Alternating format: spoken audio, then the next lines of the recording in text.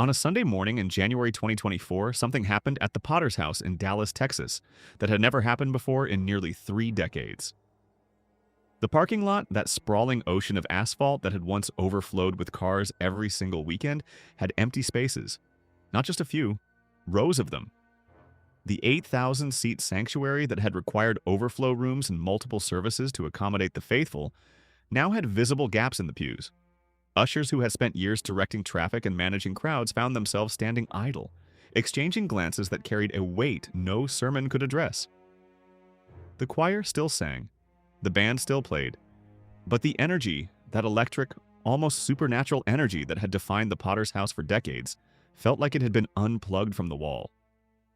Members who had tithed faithfully for 20 years quietly stopped showing up. Pastors on staff whispered in hallways. And the man at the center of it all, Bishop Thomas Dexter Jakes, the most recognizable preacher in America, the man whose voice had filled stadiums and whose books had sold millions, stood behind that pulpit, knowing that the empire he had built over a lifetime was fracturing beneath his feet. But here is the thing most people miss about this story. The Potter's House did not start emptying because of one scandal. It did not collapse under the weight of a single allegation. What happened to T.D. Jakes and his church is a story that stretches back decades, a slow accumulation of cracks in a foundation that everyone assumed was unbreakable. And to understand how one of the most powerful religious institutions in modern American history began to crumble, you have to go all the way back to a small town in West Virginia where a teenage boy buried his father and decided he was going to talk to God for a living. Thomas Dexter Jakes was born on June 9, 1957 in South Charleston, West Virginia. His father, Ernest Jakes Sr., was a man who understood work. He owned and operated a janitorial business, scrubbing floors and cleaning buildings to put food on the table. His mother, Odith, was an educator who taught her children that knowledge was the one thing nobody could take from you. Young Thomas grew up watching his father build something from nothing in a town that did not hand black families anything on a silver platter. The Jakes household was modest but stable, anchored by faith and an almost stubborn belief that God had a plan. Then, when Thomas was just 16 years old, his father fell ill. Ernest Jakes Sr. had been battling kidney disease, and the decline was slow and agonizing. Thomas watched his father, this mountain of a man who had built a business with his bare hands, wither away in a hospital bed. Ernest died, and that death rewired something inside the teenager. He did not rebel. He did not withdraw, he turned toward the pulpit. By 17, T.D. Jakes was preaching. Not in a grand cathedral, not on television, not to thousands. He was preaching in storefronts and tiny churches in the hills of West Virginia, speaking to congregations so small he could count every face. He worked odd jobs to survive. He sold vegetables on the side of the road. He dug ditches. There is a detail about this period that rarely gets mentioned. At one point, Jakes was so broke that he and his young wife, Sarita, could not afford diapers for their children. They used old rags. The man who would one day wear custom suits and live in a mansion in a gated community once could not afford Pampers. That is not mythology. That is the lived reality of his early ministry, and it matters because that story of rags to riches became the very engine of his appeal. In 1980, Jakes founded the Greater Emmanuel Temple of Faith in Montgomery, West Virginia, with about 10 members. 10. The church grew slowly, fueled by Jakes's extraordinary oratory gifts. The man could preach. That is not an opinion. That is a fact acknowledged by people who agreed with him and people who vehemently did not. His voice had this texture to it, this gravelly authority that could shift from a whisper to a roar in the span of a single sentence. He did not just deliver sermons, he performed them, he sweated through them, he wept through them. And the people who came to hear him did not just listen. They felt it in their chests.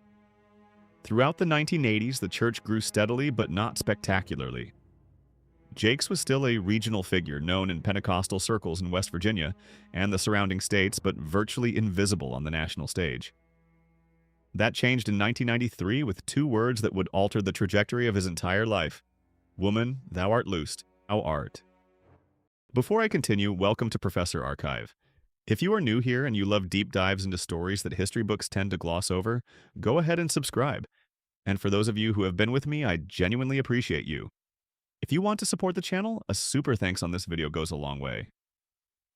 Now, real quick, drop a comment and tell me what profession you are in and what time it is where you are right now. I am always curious about who is watching these and from where. Now, let us get back to it. Woman, Thou Art Loosed started as a Sunday school series Jakes taught at his church, specifically targeting the pain, trauma, and struggles of women. The topics were raw. He talked about sexual abuse. He talked about domestic violence. He talked about abandonment and self-worth, and the particular brand of suffering that Black women in America carried, but were rarely given permission to lay down. This was the early 1990s. These subjects were not being discussed openly in most Black churches. Pastors avoided them. Congregations pretended they did not exist. And here was T.D. Jakes, standing in front of women and saying, "I see you. I see what happened to you. And God sees it too." The response was volcanic. The Sunday School series became a book in 1993, published by a small press. It sold modestly at first, then it caught fire. Word of mouth spread through church networks, women's groups, and beauty salons. By the time the mainstream publishing industry noticed, Woman, Thou Art Loosed had already become a phenomenon. It would go on to sell millions of copies. It spawned a stage play, a movie, a conference series, and an entire brand.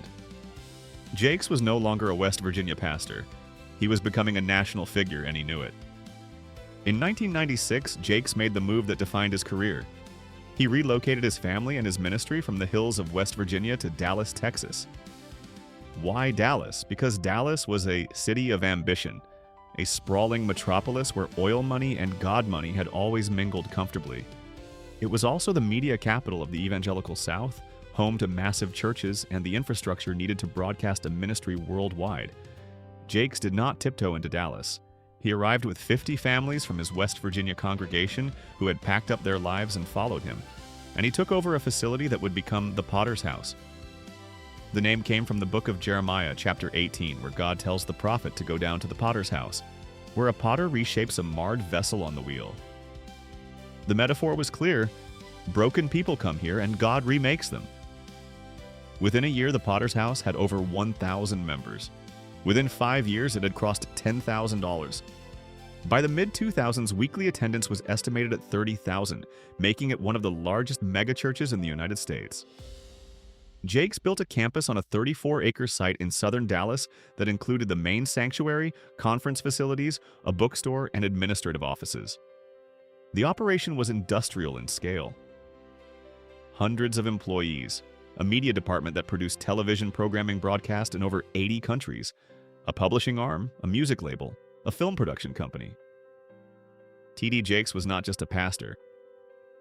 He was a CEO, a brand, a corporation wrapped in a clerical collar. And this is where the first cracks appeared, though most people were too dazzled to notice. The prosperity gospel question had dogged Jakes for years.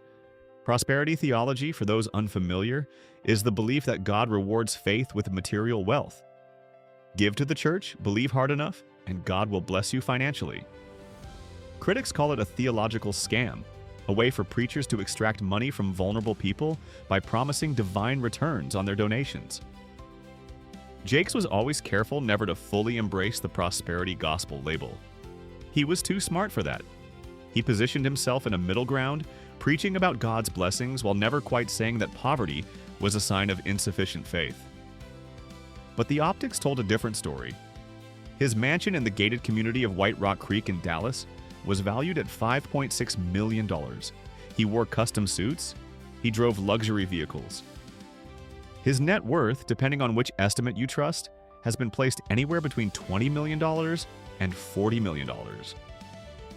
For a congregation that included a significant number of working-class and lower-middle-class Black families in southern Dallas, the contrast was not lost on everyone. Tithing at the Potter's House was not optional. It was expected.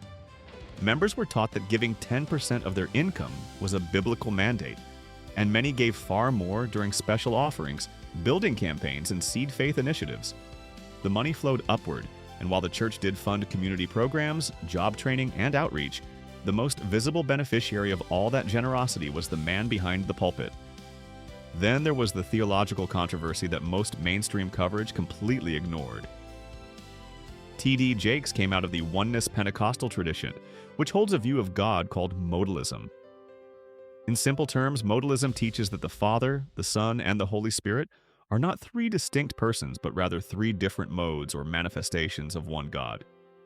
This directly contradicts the doctrine of the Trinity, which has been the cornerstone of Orthodox Christian theology for nearly 1,800 years since the Council of Nicaea in 325 AD. For most of Jake's career, he held to this oneness position, though he was often vague about it in public. In 2012, during a conversation at the Elephant Room Conference, hosted by Pastor James MacDonald, Jakes appeared to shift his language using Trinitarian terminology. Some saw this as a genuine theological evolution.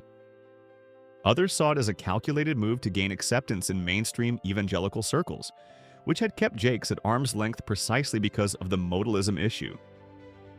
The truth is, this controversy mattered enormously within theological circles, even as the general public remained largely unaware.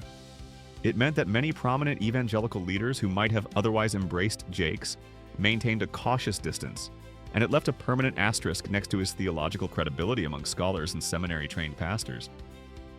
But the public did not care about modalism. The public cared about the show. And what a show it was. MegaFest, the massive conference Jakes launched, drew tens of thousands of attendees to cities like Dallas, Atlanta, and Orlando. These were not quiet prayer meetings. They were spectacles, complete with celebrity appearances, concerts, workshops, and keynote addresses from Jakes himself that left audiences on their feet, tears streaming, hands raised. The energy was intoxicating. At its peak, MegaFest was one of the largest faith-based gatherings in the world. Jakes also expanded into Hollywood.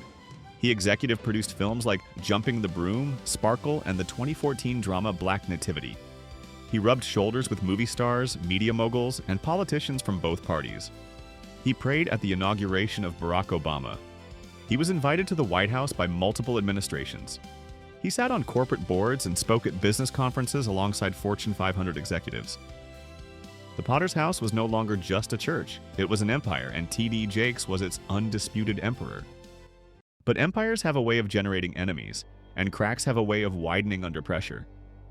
The first public wound came from inside the Jakes family.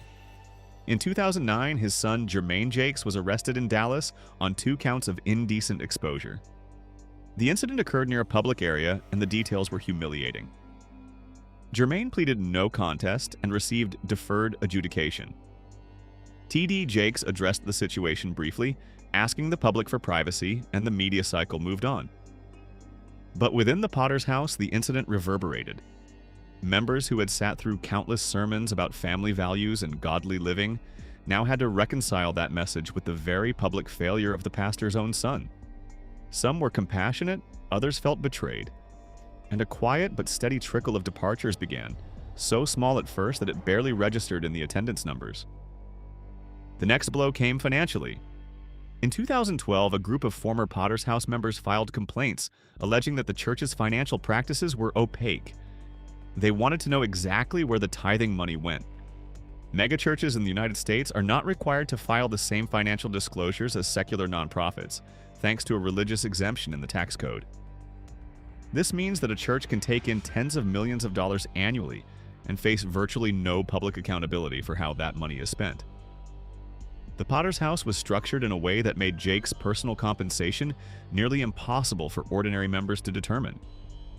Jakes received a salary from the church, but he also earned income from book sales, speaking fees, film production, and various business ventures, some of which were intertwined with the church's operations in ways that were difficult to untangle.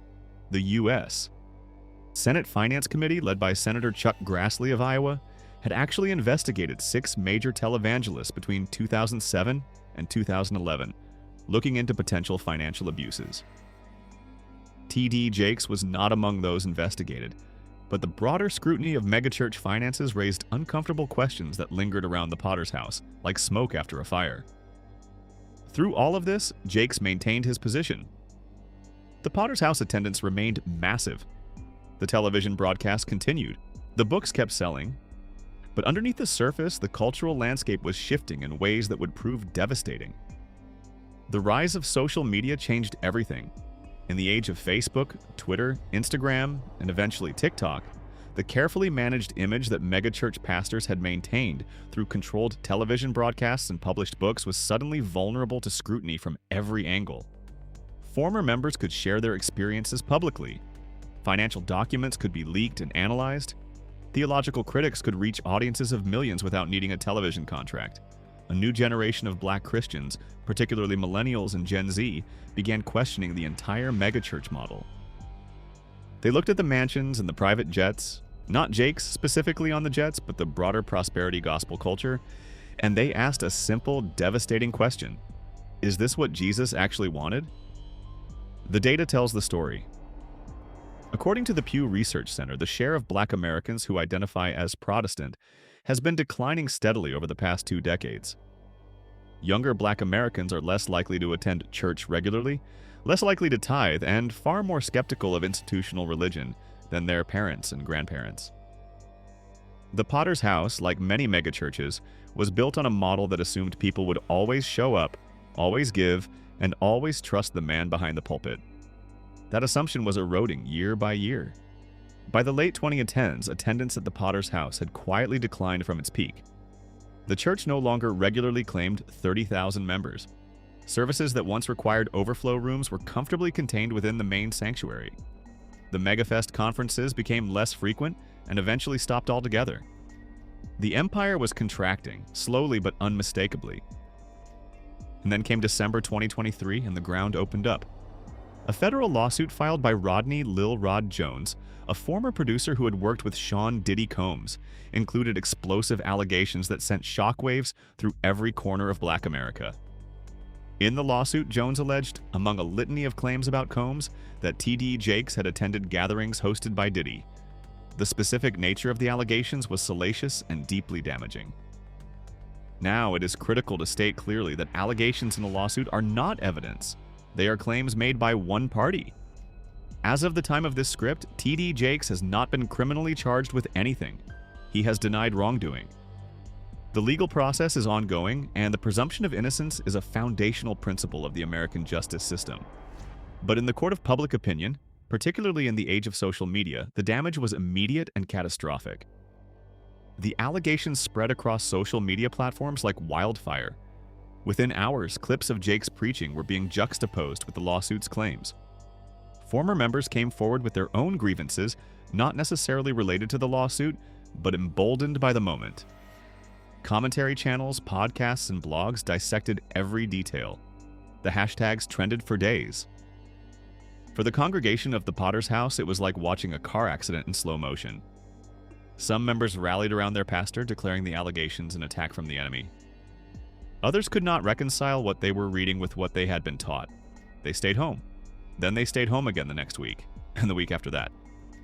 In January 2024, a video surfaced of T.D. Jakes appearing to have some kind of medical episode on stage during a Potter's House service. He was helped off the pulpit, and the church later attributed the incident to a health scare related to a blood clot. The timing was devastating. Here was a man under the most intense scrutiny of his life, and his body appeared to be failing him at the very moment his church needed him to project strength. The video went viral, layered with speculation, sympathy, and in some corners, a grim sense of poetic justice that said more about the commenters than about Jakes himself. The Potter's House issued a statement asking for prayers and privacy. Jakes stepped back from regular preaching duties to recover. But in a megachurch built almost entirely around the charisma and authority of a single individual, the absence of that individual is not neutral, it is existential. The Potter's House without T.D. Jakes in the pulpit is like a stadium concert where the headliner does not show up.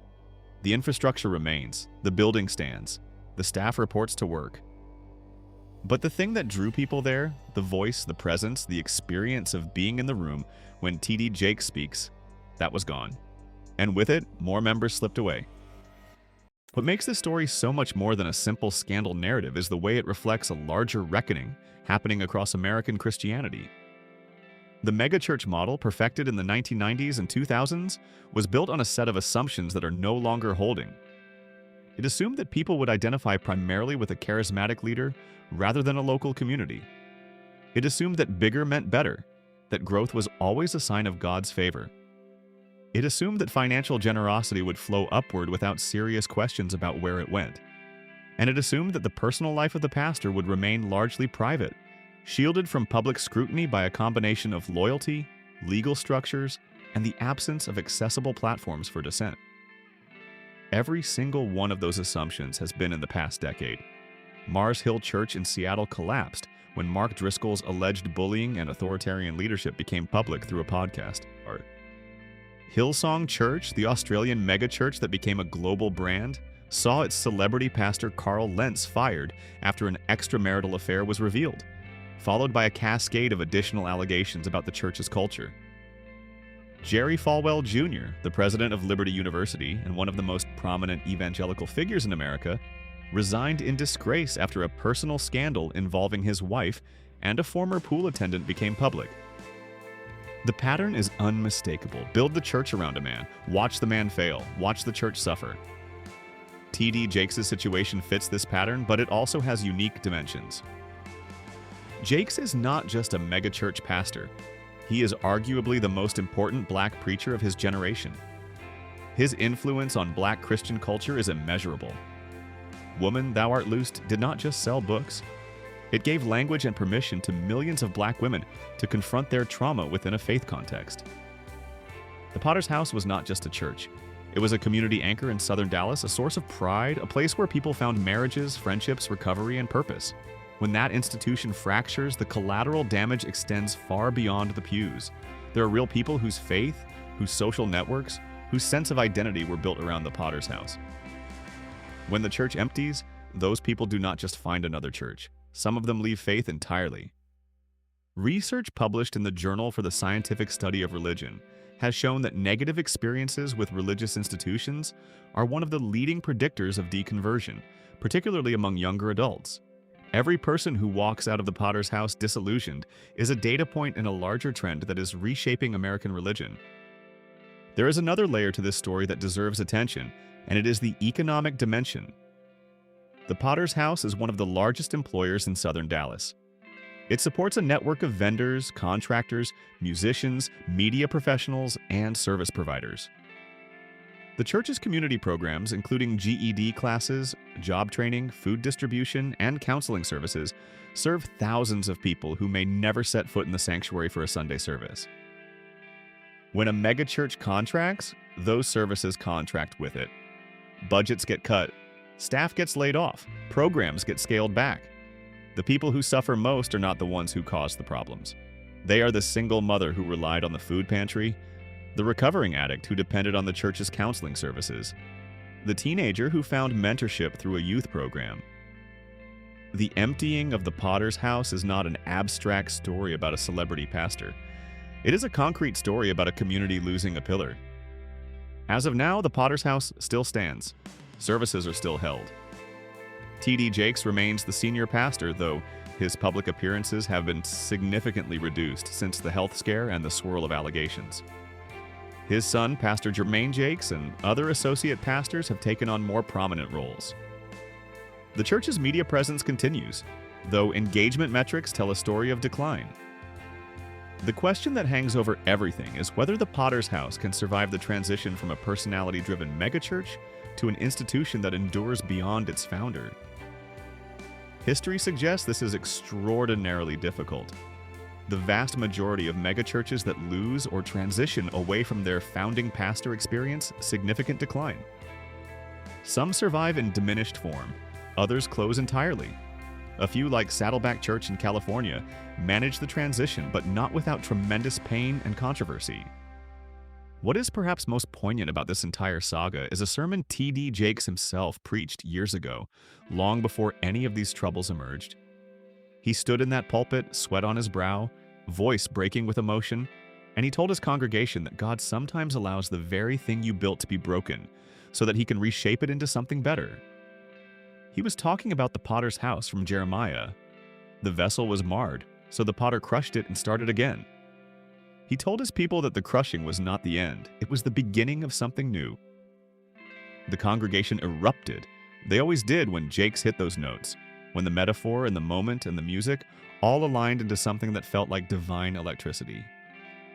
Now, all these years later, the metaphor has turned on its architect. The vessel is marred, the potter's hands are at work, but whether what emerges on the other side is a renewed church or an empty building with a for sale sign will depend on forces far beyond any one man's control. It will depend on whether a generation that has lost trust in institutions can find a reason to trust again.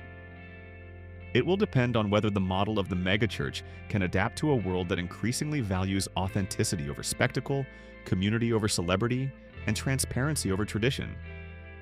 And it will depend, in the end, on whether the people who once filled those seats decide that what they found there was real enough to come back for, or just a show that has finally ended its run. The pews of the Potter's house are still there. The lights still come on every Sunday. But the silence between the songs is louder than it used to be, and in that silence, you can hear the sound of an era ending. Thank you for staying with me through this one. If this is your first time on Professor Archive, hit that subscribe button and the notification bell, so you do not miss what is coming next. And if this video moved you or made you think, consider leaving a super thanks. It directly supports the work we do here and helps us tell more stories like this one. I will see you in the next one.